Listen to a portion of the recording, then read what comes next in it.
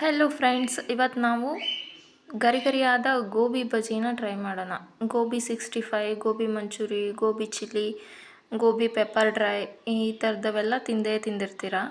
But ಮನೇಲೇ ಸುಲಭವಾಗಿ ಎರಡು ಇಂಗ್ರೀಡಿಯೆಂಟ್ಸಿಂದ ಮನೇಲೇ ಗೋಬಿ ಬಜ್ಜಿ, ಇದು ಗೋಬಿ ಮಂಚೂರಿಗಿನ್ನ ನೆಕ್ಸ್ಟ್ ಲೆವೆಲಲ್ಲಿ ಇರುತ್ತೆ. ಇದಕ್ಕೆ ಜಾಸ್ತಿ ಏನೂ ಬೇಕಾಗಿಲ್ಲ, ಮನೆಯಲ್ಲೇ ಇರೋ ಕೆಲವು ಸಾಮಗ್ರಿಗಳನ್ನ ಯೂಸ್ ಮಾಡಿಕೊಂಡು ಗೋಬಿ ಬಜ್ಜಿನ ಟ್ರೈ ಮಾಡೋಣ. ಹಸಿಮೆಣ್ಸಿನ್ಕಾಯಿ, ಶುಂಠಿ, ಬೆಳ್ಳುಳ್ಳಿ ಎಲ್ಲರ ಮನೇಲಂತೂ ಇದ್ದೇ ಇರುತ್ತೆ. ಇನ್ನು ಜೀರಿಗೆ ಮತ್ತು ಅಜ್ವಾನ ಅಂತೂ ಇರುತ್ತೆ. ಕಾರ್ನ್ಫ್ಲವರು ಬೇಕಂದರೆ ಆ್ಯಡ್ ಮಾಡ್ಕೊಳ್ಳಿ, ಇಲ್ಲ ಅಂದರೆ ಅಕ್ಕಿ ಹಿಟ್ಟು ಹಾಕ್ಕೋಬೋದು. ಆಮೇಲೆ ಹಸೆ ಕಡಲೆ ಹಿಟ್ಟು ಇವಿಷ್ಟು ಇದ್ಬಿಟ್ರೆ ಸಾಕು. ಗೋಬಿ ಬಜ್ಜಿನ ಟ್ರೈ ಮಾಡೋಣ.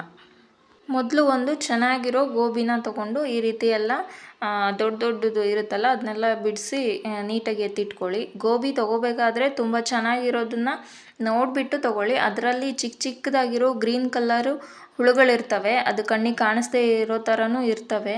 ಹೆಲ್ತ್ ಕೂಡ ತುಂಬ ಇಂಪಾರ್ಟೆಂಟ್ ಅಲ್ವಾ. ಸೊ ಹಾಗಾಗಿ ಚೆನ್ನಾಗಿರೋದು ನೋಡಿ ತೊಗೊಂಡು ಈ ರೀತಿ ಚಿಕ್ಕದಾಗಿ ನಿಮಗೆ ಯಾವ ಸೈಜಲ್ಲಿ ಬೇಕೋ ಆ ಸೈಜಲ್ಲಿ ಗೋಬಿನ ಕಟ್ ಮಾಡಿ ನೀಟಾಗಿ ಎತ್ತಿಟ್ಕೊಳ್ಳಿ. ಈ ರೀತಿ ಈ ಕಡೆ ಒಂದು ಪಾತ್ರೆಯಲ್ಲಿ ಬಿಸಿನೀರಿಟ್ಟು ಅದಕ್ಕೆ ಸ್ವಲ್ಪ ಕಲ್ಲುಪ್ಪು, ಇಲ್ಲ ಪುಡಿ ಉಪ್ಪಿದ್ರೆ ಪುಡಿ ಉಪ್ಪು ಯೂಸ್ ಮಾಡ್ಕೊಳ್ಳಿ.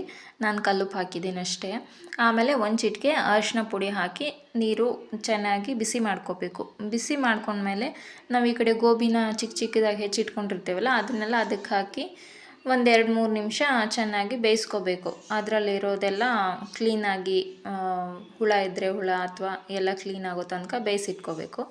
ನೆಕ್ಸ್ಟು ಈ ಕಡೆ ಒಂದು ಪಾತ್ರೆಯಲ್ಲಿ ಒಂದು 2-3 ಸ್ಪೂನಷ್ಟು ಕಡಲೆ ಹಿಟ್ಟು ಹಾಕ್ಕೊಂಡಿದ್ದೀನಿ ನಾನು. ನಿಮ್ಗೆ ಎಷ್ಟು ಬೇಕೋ ಅಷ್ಟು ಕ್ವಾಂಟಿಟಿಯಲ್ಲಿ. ಜಾಸ್ತಿ ಮಾಡ್ತಾಯಿದ್ರೆ ಜಾಸ್ತಿ ಹಾಕ್ಕೊಳ್ಳಿ, ಕಡಿಮೆ ಇದ್ದರೆ ಕಡಿಮೆ ಹಾಕ್ಕೊಳ್ಳಿ. ಕಾರ್ನ್ಫ್ಲವರ್ ಹಾಕ್ಕೋಬೇಕು.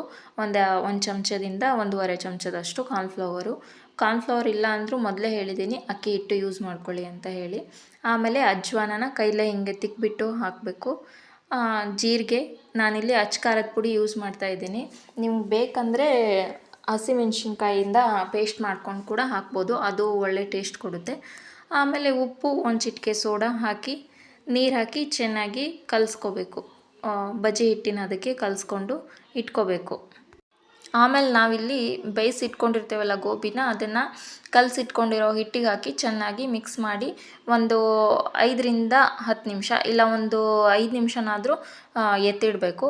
ಆಮೇಲೆ ಈ ಕಡೆ ಒಂದು ಬಾಳ್ಗೆಯಲ್ಲಿ ಎಣ್ಣೆನ ಚೆನ್ನಾಗಿ ಕಾಯೋಕೆ ಎತ್ತಿಟ್ಟು ಎಣ್ಣೆ ಕಾದ್ಮೇಲೆ ಈ ಕಲಿಸ್ಕೊಂಡಿರ್ತೇವಲ್ಲ ಗೋಬಿನ ಹಾಕಿ ಫ್ರೈ ಮಾಡಿದರೆ ಗರಿಯಾದ ಗೋಬಿ ಬಜ್ಜಿ ರೆಡಿ. ಇಷ್ಟೇ ನೋಡಿ, ಏನೂ ಇಲ್ಲ ಇದರಲ್ಲಿ. ಇಷ್ಟು ಸಿಂಪಲ್ಲಾಗಿ ಮನೆಯಲ್ಲೇ ಇರೋ ಕೆಲವೊಂದು ಪದಾರ್ಥಗಳಿಂದ ಗರಿಯಾಗಿ ಗೋಬಿ ಬಜ್ಜಿನ ರೆಡಿ ಮಾಡ್ಕೋಬೋದು. ತುಂಬ ಈಸಿ, ತುಂಬ ಸಿಂಪಲ್ಲು. ಮನೇಲಿ ತಿನ್ನೋಕ್ಕೆ ಸ್ನ್ಯಾಕ್ಸ್ ಇಲ್ಲ ಅಂತಂದಾಗ ಚಿಕ್ಕ ಮಕ್ಕಳಿಗಾಯಿತು ದೊಡ್ಡವರಿಗಾಯಿತು ಟೀ ಜೊತೆ ಇದನ್ನು ನೀವು ಹಾಕ್ಕೊಟ್ರೆ ತುಂಬ ಚೆನ್ನಾಗಿ ಇಷ್ಟಪಟ್ಟು ತಿಂತಾರೆ. ಒಂದು ಸಲ ಟ್ರೈ ಮಾಡಿ ನೋಡಿ, ತುಂಬ ಚೆನ್ನಾಗಿರುತ್ತೆ. ವಿಡಿಯೋ ಇಷ್ಟ ಆಗಿದ್ದರೆ ಲೈಕ್ ಮಾಡಿ, ಶೇರ್ ಮಾಡಿ, ಕಮೆಂಟ್ ಮಾಡಿ.